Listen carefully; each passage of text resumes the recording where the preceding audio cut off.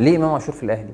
كل واحد وانا منهم، لو انا شغال في شركه بحبها جدا وبحب زمايلي جدا والدنيا لطيفه وكل حاجه، بس كل شهر القبض اتاخر، احنا هنبيع اللي احنا هنبيعه ومش هنبيع اللي احنا هنبيعه وخناقات والكلام ده كله. فعلى ايه؟ انا عايز اروح شركه بتكسب وبتكسبني، فيها استقرار، ما فيهاش مشاكل، مش عامله لي صداع ولا اي حاجه. امام عاشور هو اي نعم الفلوس اللي هياخدها في الاهلي جايز يكون هياخد اكتر منها في الزمالك او في بيراميدز او في اي مكان تاني، بس هو اختار ان هو عايز ينجح على المستوى المادي، وده ان هو هياخد ممكن فلوس اقل سنه في الاهلي من ان هو ياخد من بيراميدز او الزمالك او الكلام ده كله. ده مش معناه ان هو فشل ماديا، لا، هو الاهلي برضه مش بيدي فلوس قليله، بس انت هتنجح في كل حاجه، مش هتنجح في ماده واحده بس، انت هتنجح في التوتال، في المجموع كله، هتعمل تاريخ، هتعمل فلوس، هتعمل كل حاجه. ويمكن ده اللي رمضان صبحي افتقده دلوقتي، نجحت في ماده بس انت سقطت في بيت المواد. ولاحقا هنكتشف ان امام اختياره مش عشان الاهلي او الزمالك او الكلام ده كله مظبوط، عن اختيار مثلا زي رمضان مش عشان احنا بنحب الاهلي او بنكره رمضان او الكلام ده، لا،